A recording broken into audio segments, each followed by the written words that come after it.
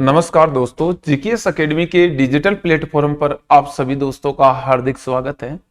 बात करने वाले हैं दोस्तों अपने राजस्थान में, और राजस्थान में अपने पास में जो लैब असिस्टेंट की वैकेंसी है, जो विशेष रूप से राजस्थान में ज्योग्राफी को आधार मानकर न्यू वैकेंसी गवर्नमेंट के द्वारा जारी की गई है, जिसकी एग्जाम डेट है वो नवंबर 2025 में संभावित बताई गई है। उस वैकेंसी में मुख्य रूप से क्या योग्यता रहने वाली है, क्या सिलेबस रहेगा और क्या एज रहेगी, और कौन कौन से टॉपिक अपने पास में मुख्य पॉइंट रहेंगे जहां से उस वैकेंसी में बार बार क्वेश्चन बनते हैं। ये वैकेंसी राजस्थान के इतिहास में दोस्तों पिछली बार हुई है, और दूसरी बार अब की बार संभावित डेट नवंबर 2025 बताई गई है, जिसमें ये वैकेंसी रहने वाली है। इस वैकेंसी को लेकर आज हम विस्तारित रूप से इसके बारे में अध्ययन करने वाले हैं कि कौन कौन से अपने मुख्य पॉइंट रहेंगे जो इस वैकेंसी के एग्जाम में आने वाले पॉइंट रहेंगे। तो इन सभी बातों को लेकर दोस्तों बात करने वाले हैं। बिल्कुल सभी दोस्तों को जीकेएस एकेडमी की ओर से नमस्कार। बिल्कुल देखिए दोस्तों, कर लेते हैं बात। दोस्तों बात हम करने वाले हैं वो बात है अपने पास लैब असिस्टेंट की वैकेंसी को लेकर, जो अपने राजस्थान में बात करें तो दूसरी बार वैकेंसी आ रही है। लैब असिस्टेंट को लेकर हम बात करने वाले हैं। भर्ती 2025 में संभावित बताई गई है, और योग्यता देखी जाए दोस्तों तो 12th क्लास पास, 12वीं क्लास पास की योग्यता रहेगी, जिसमें सीईटी अलाउ नहीं है। नॉन सीईटी की वैकेंसी है, सीईटी इसमें कोई मतलब नहीं है, चाहे आपने सीईटी की एग्जाम दी या नहीं दी। इसके अलावा यदि नेक्स्ट बात करें तो इससे संबंधित कुछ सवाल है वो मैं आपको बता देता हूं। देखना दोस्तों, भर्ती कब होगी तो गवर्नमेंट ने ये बात बता रखी है कि जो लैब असिस्टेंट ज्योग्राफी की वैकेंसी है, लैब असिस्टेंट की जो वैकेंसी है अपने पास में ज्योग्राफी की, इसको लेकर यदि हम बात करें तो इसकी जो वैकेंसी है, इस वैकेंसी को लेकर गवर्नमेंट ने बता रखा है कि ये अपने पास में नवंबर 2025 में इसकी संभावित एग्जाम डेट बता दी गई है। तो ये वैकेंसी नवंबर से पहले इसका नोटिफिकेशन आप सभी दोस्तों को मिल जाएगा। और नोटिफिकेशन में यदि बात करें तो मुख्य रूप से इससे संबंधित कितनी पोस्टें होगी, और ये वैकेंसी साइंस की जो लैब असिस्टेंट वैकेंसी आती है उसी के साथ में आती है। ये 3 विभागों में अलग अलग विभाजित होती है, जिसमें एक नंबर तो साइंस की पोस्टें कुछ अलग रहती है, और होम साइंस की पोस्टें भी इसमें अलग रहती है दोस्तों। इसके अलावा अपने पास ज्योग्राफी की पोस्टें भी अलग रहती है। तो इनको आधार मानकर ये वैकेंसी आती है। तो ये वैकेंसी कब आएगी इसके लिए आपको ध्यान देना है। नवंबर 2025 में एग्जाम डेट बता रखी है, इसकी संभावित एग्जाम डेट है। तो इस नवंबर 2025 से पहले आपके पास में गवर्नमेंट फॉर्म फिलअप करवा लेगी, यानी फॉर्म भी भरवा लेगी, और इसका नोटिफिकेशन भी आपको दे दिया जाएगा, तथा कितनी पोस्टें लैब असिस्टेंट ज्योग्राफी की रहने वाली है वह भी आपके पास कंफर्म हो जाएगी। नेक्स्ट 2 नंबर बात है दोस्तों आपके पास में कि पद कितने होंगे। तो संभावित पद यदि दोस्तों बात करें तो लगभग वर्तमान को आधार मानकर 300 प्लस में पोस्टें अपने राजस्थान में ज्योग्राफी से संबंधित बताई गई है। मतलब इसमें दोस्तों यदि बात करें तो जो अपने नोटिफिकेशन है इसमें मैं आपको संभावित बता देता हूं। कुल माने तो 1000 प्लस में पोस्ट है इसकी।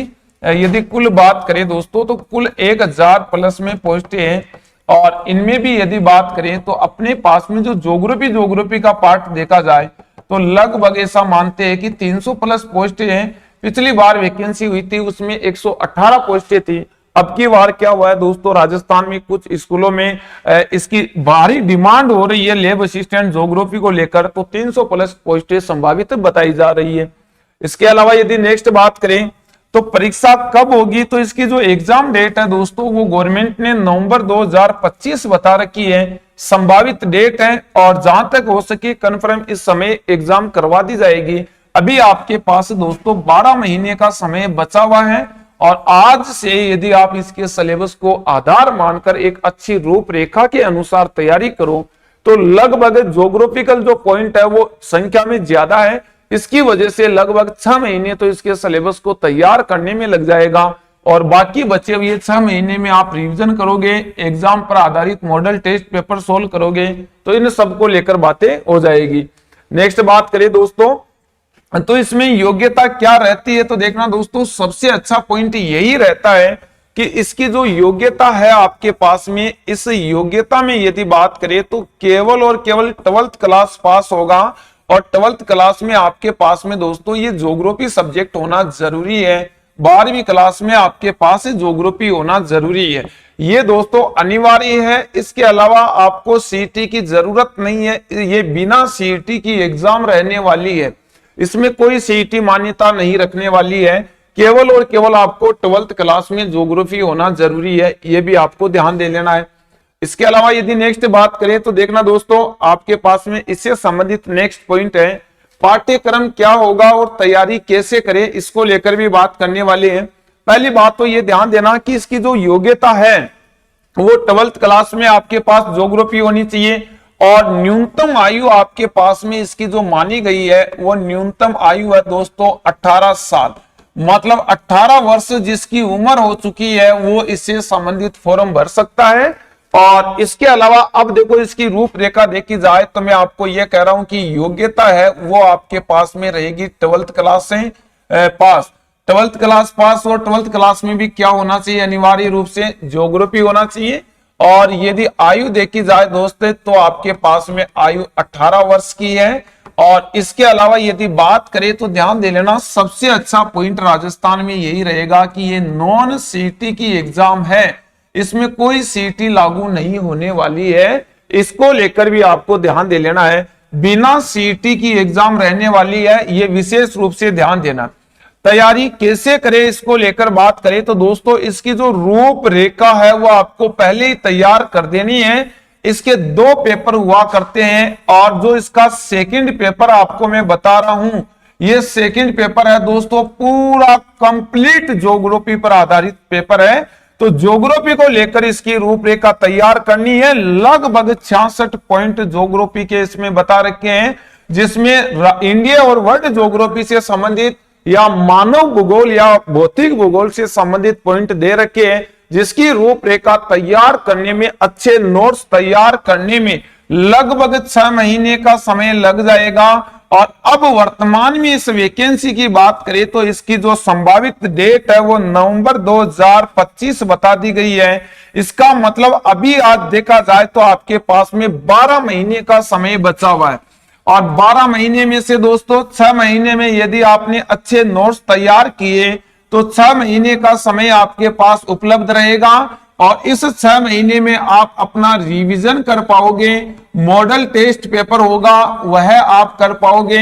यह सब कार्य आज से यदि आप किसी वैकेंसी को आधार मानकर तैयारी कर रहे हो या आपने सीईटी की एग्जाम नहीं दी हो, 12th क्लास में आपके पास ज्योग्राफी है या फिर एग्जाम दे रखी है और फिर भी ज्योग्राफी है, तो ध्यान देना सीईटी एग्जाम इस पर मान्य नहीं रहेगा, बिना सीईटी के होने वाली वैकेंसी है। तो इसको आधार मानकर बहुत अच्छी रूपरेखा तैयार करके अच्छी तैयारी करनी है सभी दोस्तों को। तैयारी कैसे करें ये बता दिया जाएगा और पाठ्यक्रम क्या रहेगा। सबसे महत्वपूर्ण बात तो यही रहेगी दोस्तों, ध्यान दे लेना, जो आपने 11th क्लास और 12th क्लास में ज्योग्राफी पढ़ी है, 11th और 12th में जो ज्योग्राफी पढ़ी है, कंप्लीट रूप से इन्हीं दोनों क्लासों पर आधारित पाठ्यक्रम रहने वाला है, जिसमें प्रत्येक टॉपिक को लेकर मैं आपको बताने वाला हूं कि कौन कौन से टॉपिक आपसे एग्जाम से संबंधित। इसमें पिछली बार जो सिलेबस रहा था वही सिलेबस नेक्स्ट होने वाली वैकेंसी में रहने वाला है। देखना दोस्तों 2 पेपर इसके होते हैं, जिसमें बात करें तो अब आपको ध्यान क्या देना है, विशेष रूप से बात अपने पास Rajasthan lab assistant vacancy first paper के सिलेबस 2025 के अनुसार जो संभावित बताया गया है उसको लेकर होने वाली है। तो फर्स्ट पेपर में क्या सिलेबस होगा वो देखना।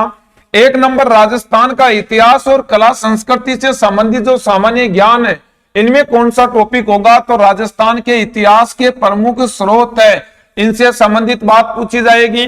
राजस्थान में प्राग ऐतिहासिक सभ्यताएं, जिनमें बात करें तो कालीबंगा है, आहाड़ सभ्यता है, या फिर बात करें तो गणेश्वर की सभ्यता है, या अपने पेराट की सभ्यता है, इस प्रकार की मुख्य सभ्यताएं रहेगी। राजस्थान के राजवंश अपने पास में, चाहे वो चौहान वंश की बात करें, चाहे मेवाड़ के गुहिल वंश की बात करें, चाहे सिसोदिया राजवंश की बात करें, चाहे अपने पास में जालोर के चौहानों की बात करें, चाहे रणथंभौर के चौहानों की बात करें, या फिर बीकानेर या जोधपुर के राठौड़ वंश की बात करें, तो ये अपने पास जो राजस्थान के प्राचीनतम राजवंश रहे हैं, इनसे संबंधित भी क्वेश्चन देखने को मिलता है।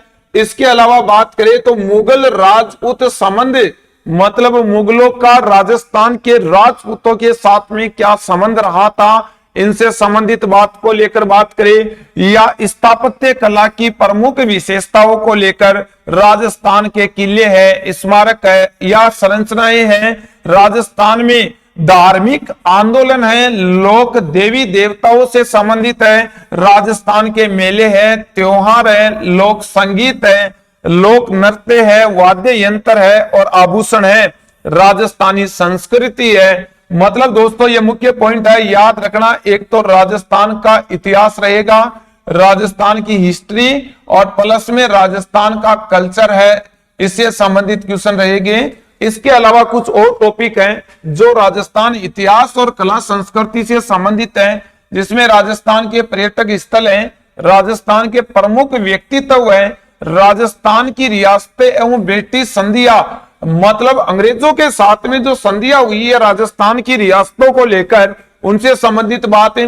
राजस्थान में 1857 की क्रांति को लेकर, राजस्थान के किसान आंदोलन या जनजातीय आंदोलन है उनको लेकर, राजस्थान में प्रजामंडल आंदोलन को लेकर, राजस्थान के एकीकरण को लेकर, राजस्थान का राजनीतिक जन जागरण और विकास यानी महिलाओं का क्या योगदान रहा है राजस्थान के इतिहास में, इन बातों को लेकर यहां से बहुत अच्छे लेवल के क्वेश्चन बनते हैं। और देखना दोस्तों, इससे भी अच्छी बात क्या है, अब जो नेक्स्ट सिलेबस आपके पास बचा है वो केवल और केवल दोस्तों ज्योग्राफी पर आधारित सिलेबस रहेगा, जो फर्स्ट पेपर और सेकंड पेपर दोनों में आपके लिए अति महत्वपूर्ण साबित होने वाला है, जिसमें राजस्थान का स्थिति विस्तार, राजस्थान के भौतिक प्रदेश जिसमें थार का मरुस्थल है, अरावली पर्वतमाला है, पूर्वी मैदानी भाग है, हाड़ौती का पठार है, इसके अलावा राजस्थान की नदियां हैं,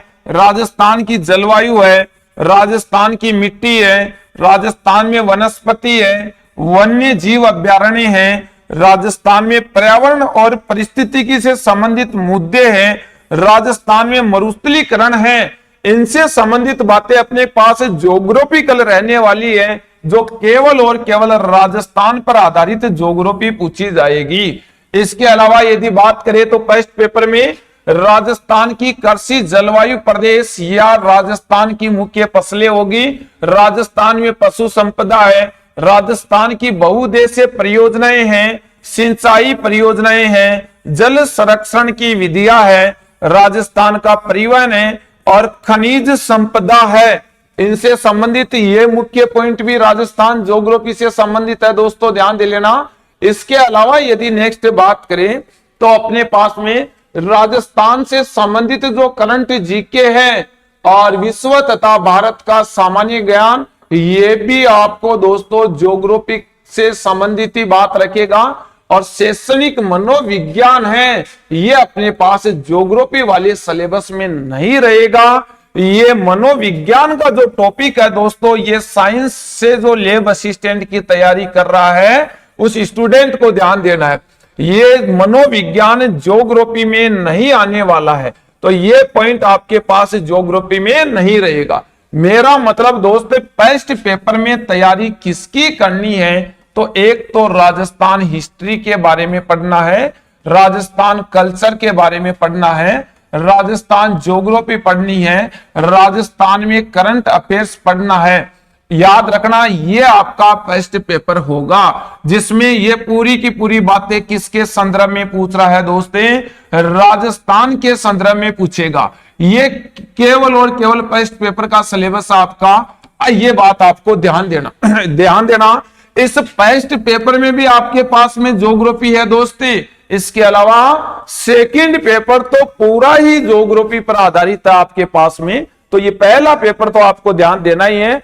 अब इसके अलावा जो सेकंड पेपर है लैब असिस्टेंट का, जो ज्योग्राफी का पेपर है, इसको लेकर मैं आपको बात बताता हूं ध्यान देना दोस्तों, ज्योग्राफी का सिलेबस विस्तारित रूप में दे रखा है, मतलब लगभग 66-67 इसके टॉपिक यानी पॉइंट दे रखे हैं। लेकिन इसमें आपको फायदा यह होगा कि आपने जो 11th क्लास या 12th क्लास में ज्योग्राफी पढ़ रखी है, बात करें तो लगभग 90% सिलेबस यहीं से कवर हो रहा है। बाकी जो 10% बचा हुआ है वो प्रैक्टिकल पर आधारित रहा है, जिसको लेकर भी हम बात करेंगे। कुछ मापनियों के बारे में पूछ लिया जाता है, साउल के बारे में, गुणिया के बारे में, या प्रैक्टिकल से संबंधित जो बातें होती है उनको लेकर बातें पूछी जाती है।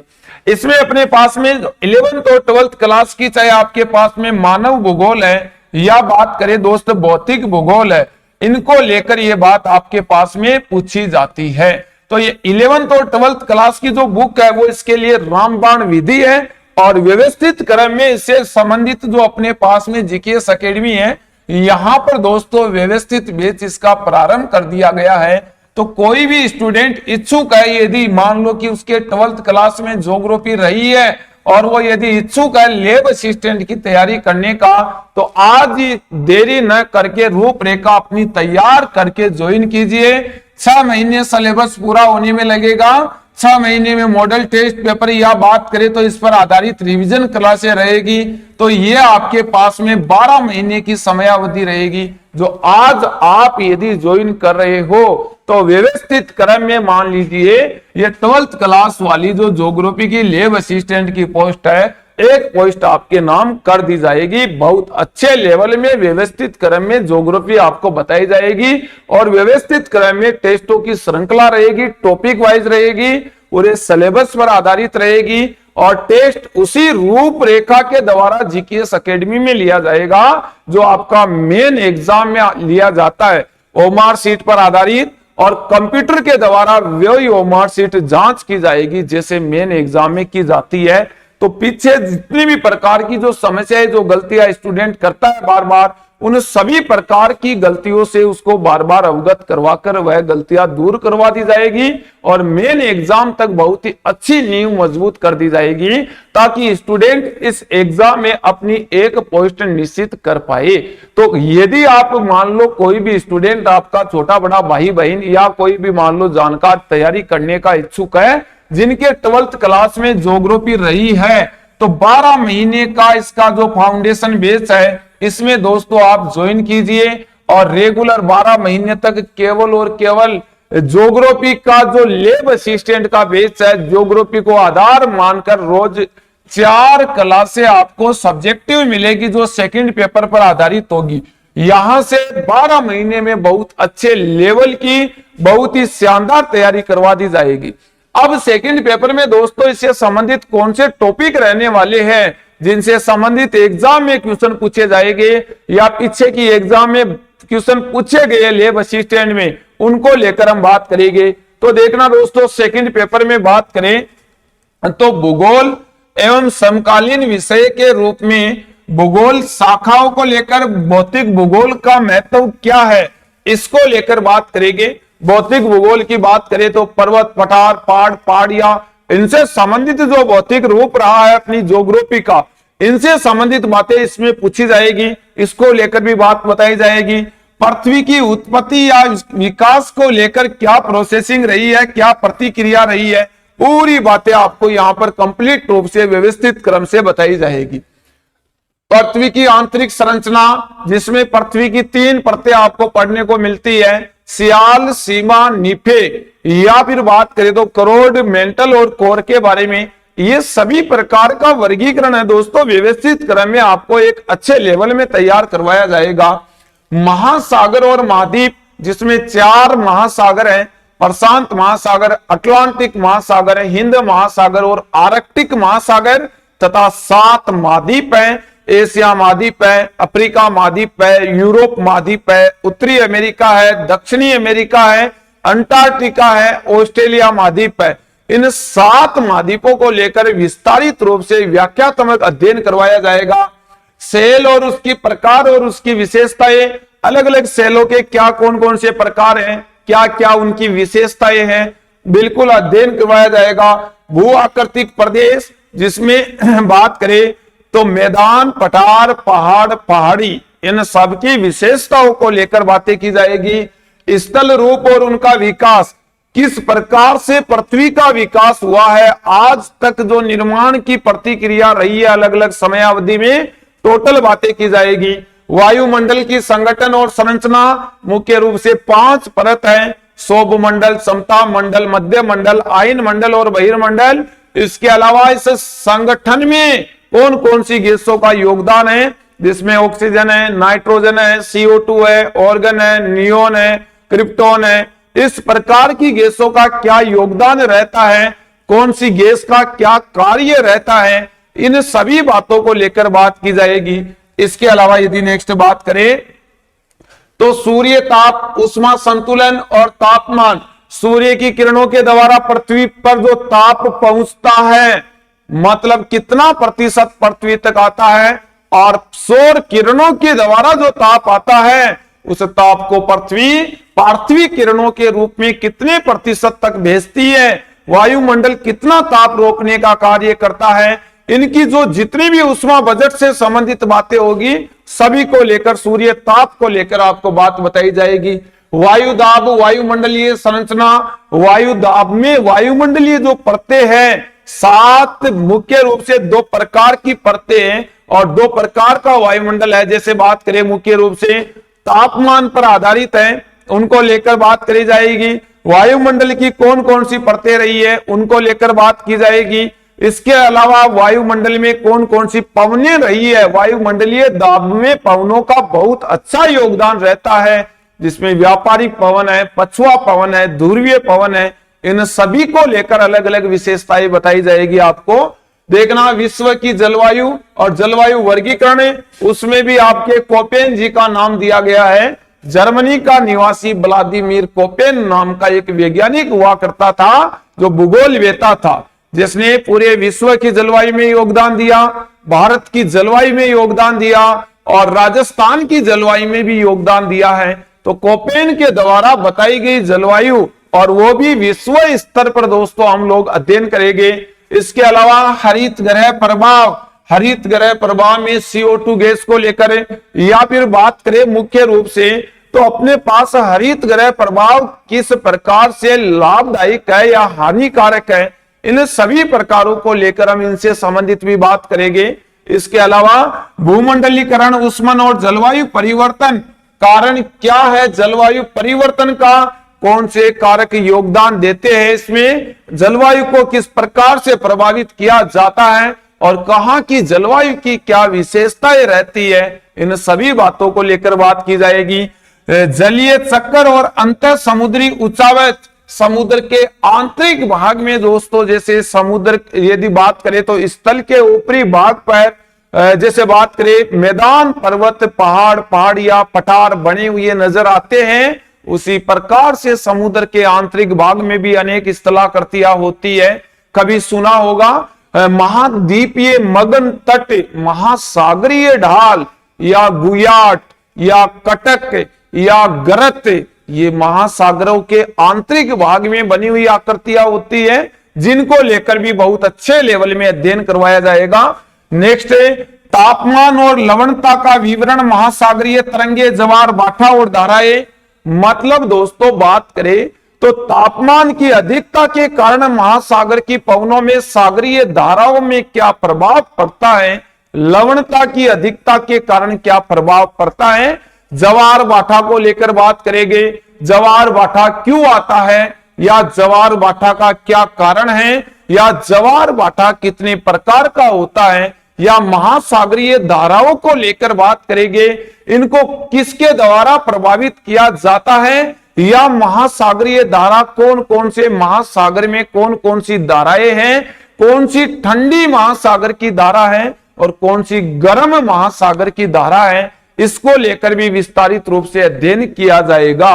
नेक्स्ट बात करें तो जैव मंडल, परिस्थितिकी तंत्र, बायोम एवं जैव भू रासायनिक चक्र, कार्बन, ऑक्सीजन, नाइट्रोजन एवं अन्य खनिज चक्र, परिस्थितिकी संतुलन।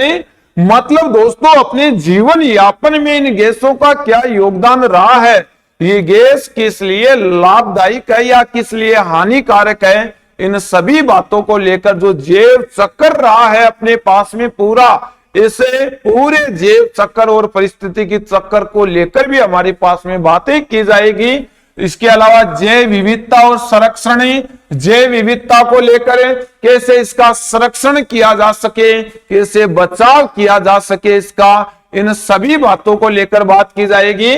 इसके अलावा भारत की स्थिति, आकार और पड़ोसी देश, अपना जो भारत है इसकी स्थिति अक्षांशीय स्थिति है, देशांतरीय स्थिति है, ग्लोबीय स्थिति है, विश्व में स्थिति है, एशिया में स्थिति है। इन सभी स्थितियों के बारे में भारत के आंतरिक भाग में यदि बात करें तो अपने भारत में कौन कौन से राज्य हैं उनकी स्थितियों को लेकर, भारत के पड़ोसी देश हैं, चाहे वो स्थलीय सीमा के देश है, चाहे वो जलीय सीमा के देश है, चाहे भारत के साथ पाकिस्तान की सीमा है, अफगानिस्तान की है, चीन की है, नेपाल की है, भूटान की है, म्यांमार की है, बांग्लादेश की है, इन सभी देशों की लगने वाली जो अंतरराष्ट्रीय सीमा है, इनकी विशेषताएं और यहाँ पर अपने क्या संबंध या क्या विवाद या कौन सी संधियां रही है, इन सभी बातों को लेकर भी बातें की जाएगी। इसके अलावा जल संबर संकल्पना, हिमालय और प्रायद्वीप भारत के अपवाह तंत्र के बारे में,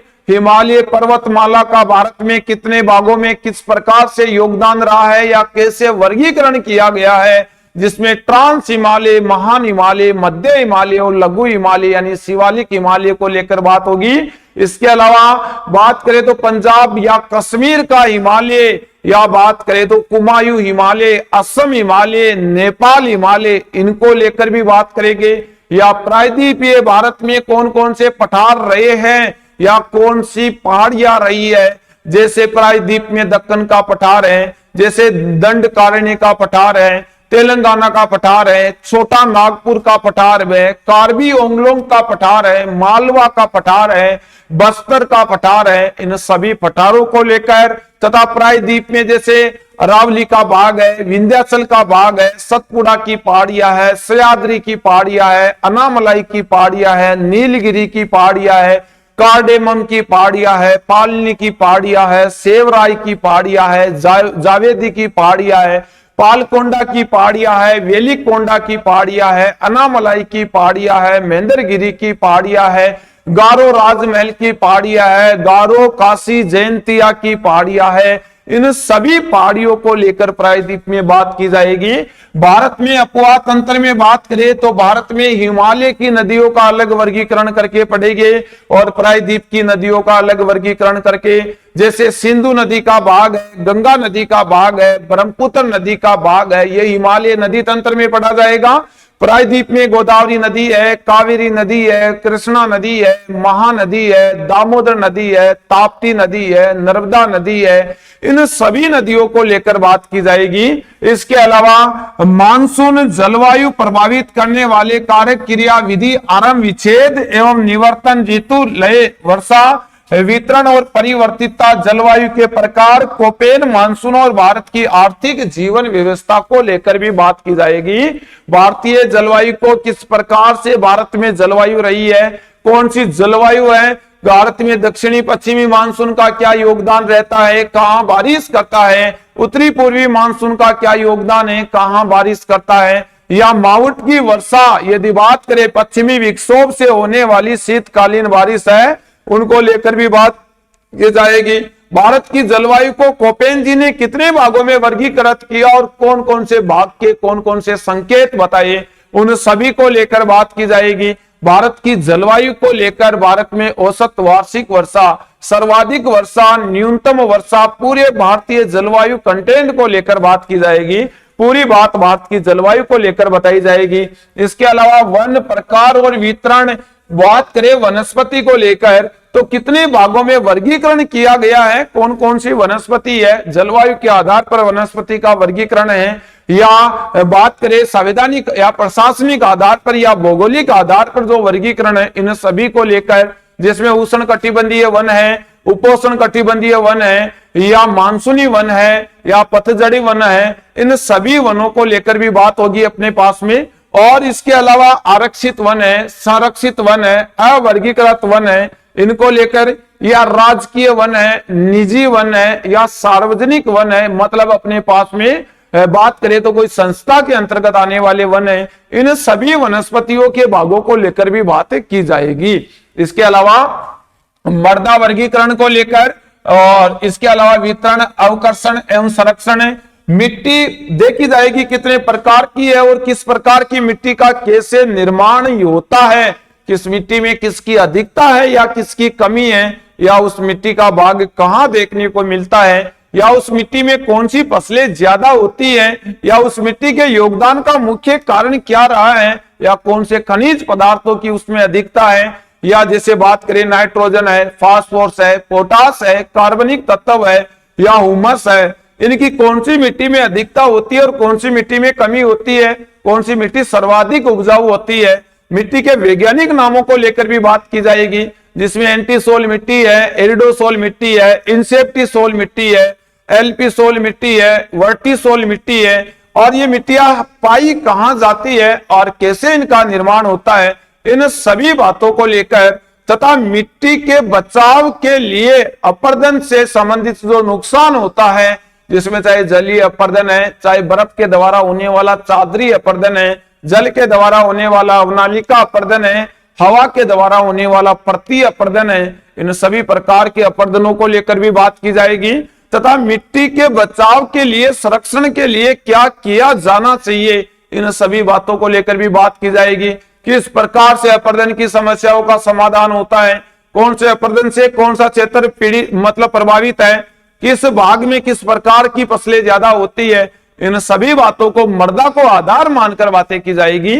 इसके अलावा बात करें तो ध्यान देना, आपदाएं अर्थ वर्गीकरण, भारत में प्राकृतिक आपदाएं और आपदा प्रबंधन। भारत में किसी भी प्रकार की कोई प्राकृतिक आपदा रही है, चाहे ज्वालामुखी के संबंधित है, चाहे भूकंप से संबंधित है, चाहे उल्कापिंड से संबंधित है, चाहे सुनामी से संबंधित है, इस प्रकार की जो प्राकृतिक आपदाएं होती है, ये भारत में कौन कौन से क्षेत्रों में देखी गई है, या इनके बचाव के लिए कौन से उपाय किए जाने चाहिए, या आपदा निर्माण का या आपदा आने का मुख्य कारण क्या होता है, इन सभी प्रकार की बातों को लेकर बात की जाएगी। तथा इसके अलावा मानचित्र के प्रकार और मापनी प्रकार, साधारण रेखीय मापनी हो गई, दूरी मापन हो गई, दिशा का निर्धारण हो गया, सांकेतिक चिन्ह हो गया, इनका प्रयोग होता है, इनको लेकर भी बात की जाएगी। मुख्य रूप से ये जो मुख्य पॉइंट है वो प्रैक्टिकल आधारित पॉइंट है, तो इसको प्रैक्टिकल करवा के दोस्तों बहुत अच्छे लेवल में आपको बात करें तो अपनी ऑफलाइन जो क्लास होगी उसमें बहुत ही अच्छे लेवल में व्यवस्थित क्रम में आपको समझाया जाएगा इसके बारे में भी। इसके अलावा अक्षांश, देशांतर, अर्थ, समय निर्धारण है। बात करें तो अक्षांशीय रेखाएं हैं, क्या काम होता है, कितनी रेखाएं हैं, कौन कौन सी रेखाएं कहां से गुजर रही है, इनको लेकर बात की जाएगी। इसके अलावा बात करें तो देशांतर, और देशांतर के द्वारा जो समय ज्ञात किया जाता है, कौन से समय में कितना अंतर होता है, किस प्रकार से समय का निर्धारण होता है, किस प्रकार से समय निकाला जाता है, इन सभी बातों को लेकर देशांतरीय रेखाओं को आधार मानकर, जिसमें चाहे आप बात करें तो ग्रीनविच रेखा की बात करें, अंतरराष्ट्रीय तिथि रेखा की बात करें, स्थानीय समय रेखा की बात करें, मानक समय रेखा की बात करें, इन सभी रेखाओं का निर्धारण कब किया, कहां किया, या क्या काम में आती है, इन सभी बातों को लेकर बात की जाएगी इसके बारे में भी। इसके अलावा मानचित्र प्रक्षेप है, प्रकार है, निर्माण और विशेषताएं। एक प्रमाणिक अक्षांश, शंक्वाकार और समकेश बेलनाकार प्रक्षेप है। प्रैक्टिकल आधारित पॉइंट रहा है। प्रैक्टिकल आपके जो अपनी ऑफलाइन क्लास होगी बिल्कुल इस प्रकार से मानचित्र से होने वाले जितने भी प्रकार के क्वेश्चन है ये प्रैक्टिकल आधारित रहेंगे, और ये पूरे आपको ऑफलाइन क्लास में व्यवस्थित क्रम में बताया जाएगा, कोई दिक्कत नहीं रहेगी। इसके अलावा यदि नेक्स्ट बात करें तो स्थलाकृति मानचित्रों का अध्ययन किया जाएगा। कौन कौन सी स्थलाकृतियां, कौन कौन से मानचित्र है, किस प्रकार से उसका मापन किया जाता है, उन मानचित्रों का निर्धारण कैसे किया जाता है, निर्धारण के लिए कौन सा स्थान निश्चित माना गया है, आधार माना गया है, कौन सी ऊंचाई के क्षेत्र को किस नाम से जाना जाता है, या मानचित्र को पूरे कंप्लीट रूप से उसके बारे में अध्ययन किया जाएगा। समोच्च रेखा रही है अपने पास, अनुप्रस्थ काट है, स्थलाकृति की पहचान ढाल है, पहाड़ी घाटी जल प्रपात भृगु अधिवास वितरण को लेकर भी बात की जाएगी। मतलब घाटी वाला क्षेत्र कौन सा होता है, पहाड़ियों का भाग कौन सा होगा, पर्वतीय भाग कौन सा होगा, पठारी भाग कौन सा होगा, इन सभी को लेकर इनके बारे में अध्ययन किया जाएगा। इसके अलावा जनसंख्या अधिवास को लेकर किस भाग में, किस क्षेत्र में जनसंख्या का अधिवास प्रवास ज्यादा होता है, कारण क्या है, कौन सी सुविधाएं जनसंख्या के द्वारा देखी जाती है, किस सुविधाओं की उसको जरूरत होती है उस क्षेत्र में अधिकता के लिए, तो इन सभी बातों को लेकर वहां पर विस्तार से बात की जाएगी। वायु फोटोग्राफ है, प्रकार ज्यामितीय ऊर्ध्वाधर वायु फोटो चित्र है। इनको ऑफलाइन क्लास में आपको ये प्रैक्टिकल सब्जेक्ट का पॉइंट रहा है, तो वह भी आपको बहुत ही अच्छे लेवल में प्रैक्टिकल करवा के बताया जाएगा। और उपग्रह बिंब है, सुदूर संवेदन आंकड़ों के अर्जन की अवस्थाएं हैं, प्लेटफॉर्म को लेकर बात करेंगे। संवेदन और सुदूर संवेदन आंकड़े रहे हैं, वो फोटोग्राफिक और डिजिटल पर आधारित उपग्रह रहे हैं। बिंबों से भौतिक एवं सांस्कृतिक लक्षणों की पहचान की जाएगी। किसी भी प्रकार के उपग्रह को लेकर या बात करें तो अंतरिक्ष से संबंधित जितने भी प्रकार के जो उपग्रह है उन सभी के बारे में भी अध्ययन किया जाएगा। मुख्य रूप से प्रैक्टिकल सब्जेक्ट है, तो आप सभी को एक प्रैक्टिकल करवा के इन सभी बातों का अध्ययन करवाया जाएगा। इसके अलावा मौसम उपकरणों का उपयोग है, तापमापी क्या काम में आता है, किस प्रकार से इसका अंक निर्धारण किया जाता है, आर्द्र और शुष्क तापमापी इसमें कितने अंक होते हैं, कैसे पता चलता है, अचानक तापमापी का बढ़ना, अचानक गिरना या धीरे धीरे बढ़ना या धीरे धीरे गिरना, मतलब क्या होता है इन बातों का, इन सभी बातों को लेकर वायु की दिशा कैसे निर्धारण की जाती है, कैसे ज्ञात की जाती है, वर्षा मापक यंत्र क्या होता है, किस प्रकार से उसका निर्माण किया जाता है, कितने अंकों पर आधारित होता है, किस प्रकार से अनुमान लगाया जाता है या दिशाओं का कैसे पता लगाते हैं, इन सभी बातों का दोस्तों प्रैक्टिकल करवा के आपको बताया जाएगा। बिल्कुल सभी दोस्तों को इसके बारे में अध्ययन करवाया जाएगा। इसके अलावा मौसम से संबंधित चार्ट बनाया जाएगा, जिसमें सभी प्रकार की वायु दाबीय हवाएं रहेगी और वर्षा वितरण का वितरण किया जाएगा कि मौसम से संबंधित चार्ट बनाएंगे, प्रैक्टिकल करवाएंगे। और ये वायु दाब रेखा यहां से गुजर रही है, ये वर्षा की रेखा यहां से गुजर रही है, सम वर्षा रेखा कौन सी है, कौन सी वायु दाब रेखा है, वायु दाब वर्षा को कैसे प्रभावित करता है और कैसे वर्षा वायु दाब से निर्धारित होती है, इन सभी बातों को लेकर यहाँ पर प्रैक्टिकली के द्वारा बताया जाएगा। मानव भूगोल में बात करें तो परिभाषा करेंगे कि मानव भूगोल किसे कहते हैं, प्रकृति विषय क्षेत्र और महत्व 11th क्लास का 1 नंबर पार्ट मानव भूगोल की परिभाषा से संबंधित है। पूरी व्याख्या उसको आधार मानकर एनसीईआरटी के आधार पर अध्ययन करवाया जाएगा। इसके अलावा यदि बात करें तो विश्व की जनजातियां हैं, जिसमें एक्सिमो जनजाति है, बुशमैन जनजाति है, गौड़ जनजाति है, राजस्थान वाले क्षेत्र की भील जनजाति है, का वितरण कौन से क्षेत्रों में ज्यादा है, आर्थिक और सांस्कृतिक विशेषताएं, इन जनजातियों का मुख्य रूप से जीवन यापन करने का आधार क्या है, आर्थिक कारण क्या है, और बात करें तो सांस्कृतिक को लेकर रीति रिवाज इनके क्या रहे हैं, कौन से क्षेत्र में ज्यादा रहना पसंद करती है, व्यवसाय इन जनजातियों का क्या है, क्या खान पान है, क्या रहन सहन है, क्या वेशभूषा है, क्या इनकी भाषाएं हैं, किस प्रकार से जीवन यापन करती है, इस प्रकार से इन जनजातियों को लेकर भी विशेषताओं के अनुसार बात की जाएगी। जनसंख्या वितरण में बात करेंगे, जनसंख्या घनत्व को लेकर या घनत्व को प्रभावित करने वाला प्रति वर्ग किलोमीटर क्षेत्र में कितने व्यक्तियों की संख्या रह रही है, सभी को लेकर या किस प्रकार से ये प्रभावित होता है, कहां जनसंख्या ज्यादा है और कहां कम है, उसका कारण क्या है, सभी बातों का अध्ययन किया जाएगा। तथा जनसंख्या वृद्धि किस कारण से जनसंख्या बढ़ रही है, मुख्य कारण क्या है या रोकथाम के लिए क्या करना चाहिए, या बात करें तो समस्या क्या है, उसका समाधान कैसे करना चाहिए, जनसंख्या संक्रमण सिद्धांत क्या रहा है, इनको लेकर बात की जाएगी। जनसंख्या की संरचना में कौन सा आयु वर्ग या लिंगानुपात या ग्रामीण या नगरीय जनसंख्या है, उनको आधार मानकर भी बात की जाएगी। पूरी कंप्लीट बात दोस्तों विस्तारित रूप से अलग अलग अध्ययन करवाया जाएगा टॉपिक वाइज।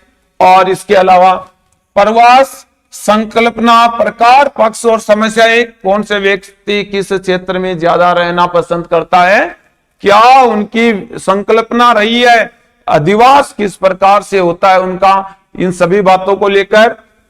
मानव विकास संकल्पना को लेकर अधिवास में ग्रामीण और नगरीय अधिवासों के प्रकार, गांव में और नगर में मतलब शहरी क्षेत्रों में किस प्रकार से मानव जीवन यापन करते हैं, प्रतिरूप और समस्याएं क्या क्या रही है उनके सामने, उन सभी के समाधान और समस्याओं को लेकर बात करेंगे। नगरों की कच्ची बस्तियां हैं, उनकी क्या समस्या है और उसके क्या समाधान होने चाहिए, इन सभी बातों की बात की जाएगी। प्राथमिक व्यवसाय में कृषि को लेकर है, खान खनन को लेकर है, खनिज को लेकर, आखेट को लेकर है, पशुपालन को लेकर है, मत्स्य पालन को लेकर है, आदिम संग्रहण को लेकर है। मतलब प्राथमिक व्यवसाय में कृषि कार्य है, खनिज है, मत्स्य पालन है, पशुपालन है, इन सभी के होने वाले समस्याएं और समाधान या लाभ, इन सभी का बात की जाएगी। इसके अलावा द्वितीय व्यवसाय में उद्योग है, औद्योगिक अवस्थिति के कारक क्या रहे हैं, कृषि आधारित उद्योग है, विनिर्माण उद्योग है, जो द्वितीय व्यवसाय के उद्योग है, द्वितीय व्यवसाय के जो अपने पास में औद्योगिक धंधे हैं, उन सभी को लेकर बात की जाएगी। तीसरे व्यवसाय में तृतीय व्यवसाय, चतुर्थ व्यवसाय और पांचवें व्यवसाय, इन सभी में आने वाले जो कारक हैं, इन सभी को लेकर इन सभी के जो सब्जेक्ट पॉइंट और विषय हैं, उन सभी पर विस्तारित रूप से अध्ययन किया जाएगा। इसके अलावा यदि नेक्स्ट बात करें तो भूतल परिवहन है, चाहे वो अपने पास में अंतरराष्ट्रीय सड़क परिवहन है, चाहे रेल परिवहन है, इसको आधार मानकर भी बात की जाएगी। सड़क परिवहन या रेल परिवहन, इसको लेकर विशेषताओं के अनुसार किस जगह पर, किस क्षेत्र में, कहां पर ज्यादा और कम है, किस प्रकार से प्रभावित किया जाता है, कौन से भाग में ज्यादा है या इसका किसके द्वारा प्रभावित होता है, इन सभी बातों को लेकर। जल परिवहन में अंतर्गत या अंतर्वर्ती या महासागरीय जल परिवहन, बंदरगाह को लेकर स्वेज नहर या पन्नामा नहर का जो जल परिवहन है, बिल्कुल अध्ययन किया जाएगा इनको लेकर भी।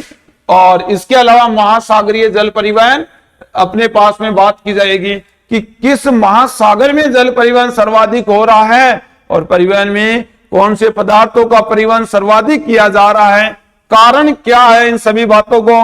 वायु परिवहन में विश्व के प्रमुख वायु मार्ग है, हवाई अड्डे हैं, कौन कौन से देश के कौन कौन से अंतरराष्ट्रीय हवाई अड्डे हैं, कौन सा वायु मार्ग है, इन सभी बातों को लेकर बात की जाएगी।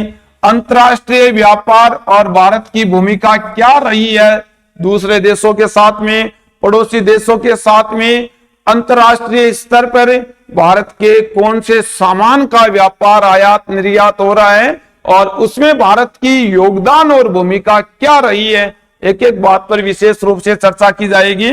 आधुनिक जनसंचार के उपकरण हैं, जिसमें उपग्रह को लेकर, इंटरनेट को लेकर, मोबाइल को लेकर क्या उपक्रम है, क्या योगदान है, मानव जीवन पर किस प्रकार का प्रभाव है, इन सभी बातों को लेकर बात करेंगे। पर्यावरणीय समस्याओं में प्रदूषण के कारण क्या है, कैसे रोका जा सकता है, अम्ल वर्षा से क्या लाभ है या क्या हानि है, हरित ग्रह प्रभाव को लेकर बात करेंगे।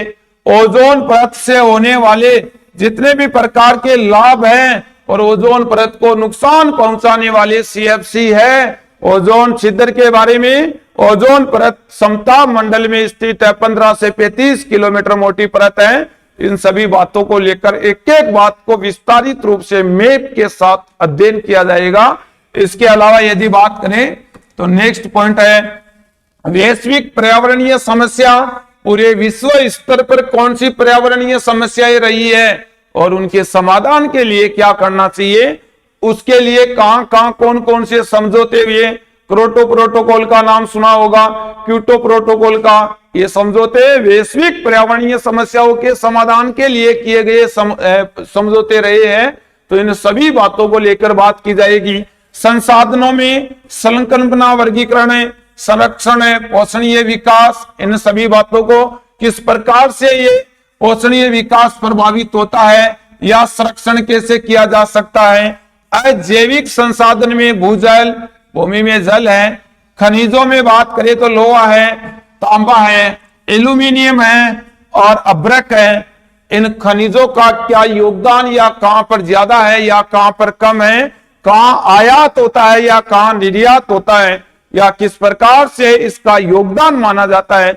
इन सभी प्रकार से जैसे लोहा, तांबा, एल्यूमिनियम, धात्विक और अभ्रक अधात्विक खनिज को लेकर भी बात की जाएगी।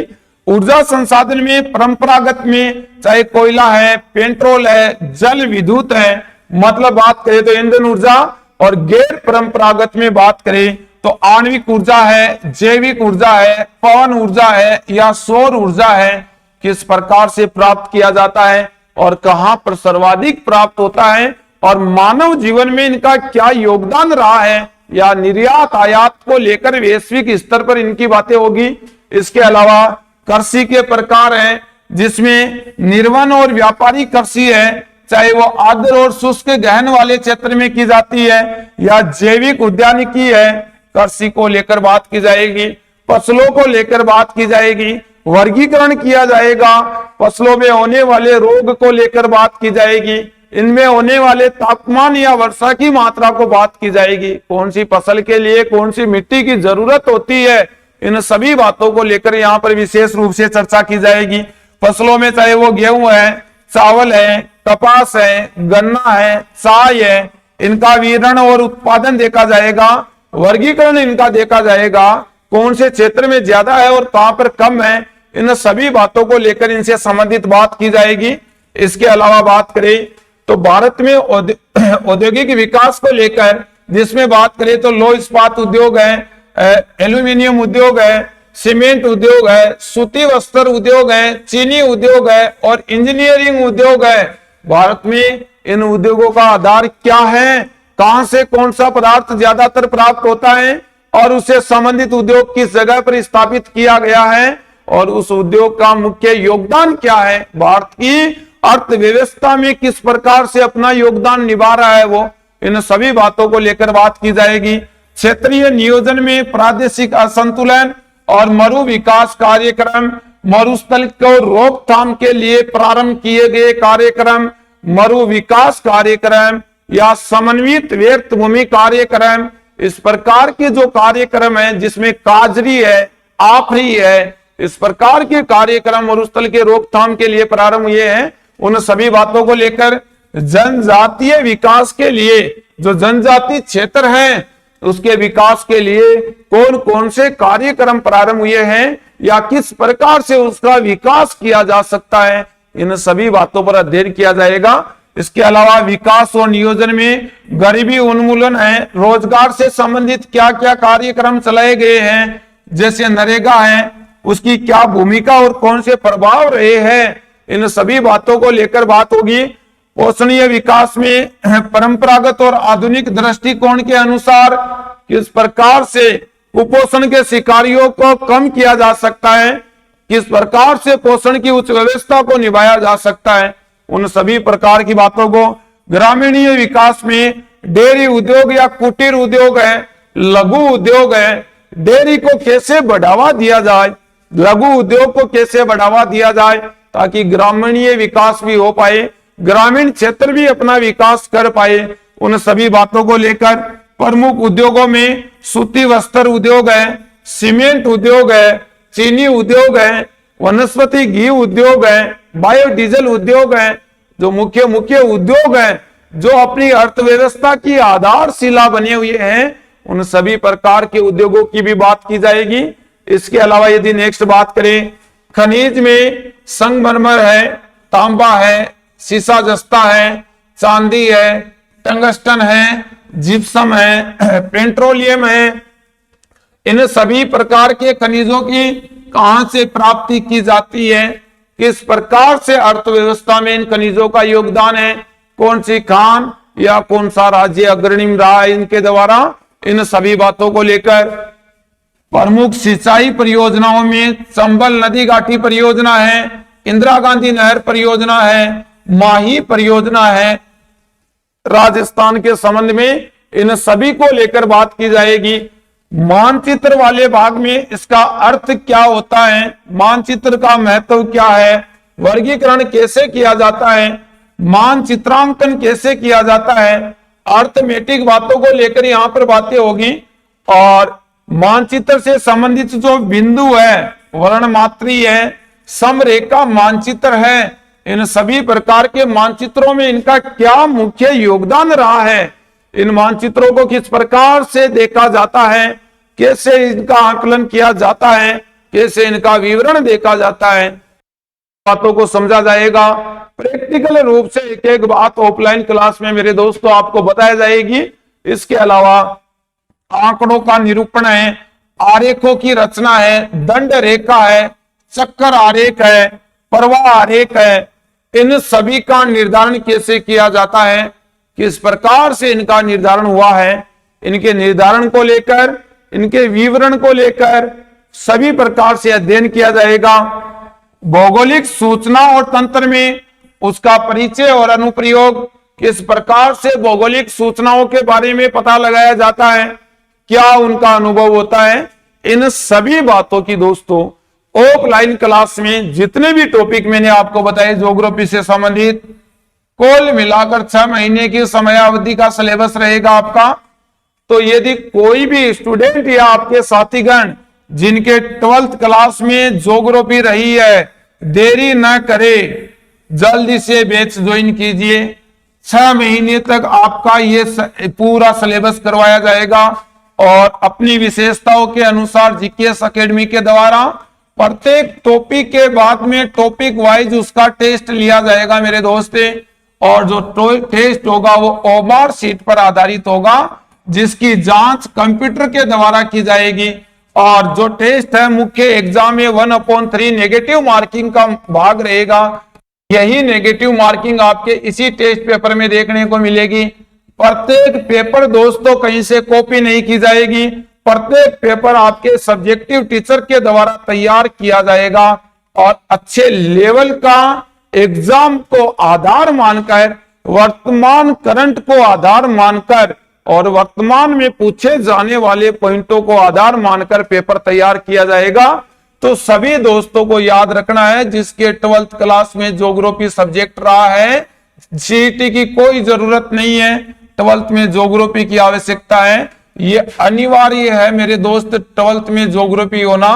और जिसकी उम्र 18 साल से ज्यादा हो चुकी है उस स्टूडेंट को जल्दी से बैच ज्वाइन कर लेना चाहिए। रोज 4 घंटे की क्लास रहेगी, 6 महीने तक सिलेबस करवाया जाएगा, 6 महीने में सिलेबस कंप्लीट होगा। प्रत्येक टॉपिक वाइज टेस्ट श्रृंखला चलेगी। सिलेबस कंप्लीट होने के बाद रिवीजन क्लासें होगी आपकी। इसके अलावा ऑनलाइन जीकेएस का आपको फ्री रहेगा। इसके अलावा टेस्ट सीरीज आपके लिए फ्री रहेगी। इसके अलावा मॉडल टेस्ट पेपर है वो आपके लिए फ्री रहेगा। तो दोस्तों देरी ना करें, यदि कोई भी आपके भाई बहन तैयारी करने का इच्छुक है, 12th क्लास में ज्योग्राफी जिसके रही है, लैब असिस्टेंट की यदि वो पोस्ट लेना चाहता है तो बिना देरी किए बिना मेरे दोस्तों जल्दी से जल्दी ज्वाइन करने की कोशिश कीजिए और न्यू जो बैच है अपना उसमें अपना एडमिशन सुनिश्चित कीजिए। तो दोस्तों इसी के लिए आज आप सभी दोस्तों को मेरे और जीकेएस परिवार की ओर से थैंक यू, धन्यवाद। Okay, bye bye, thank you, धन्यवाद।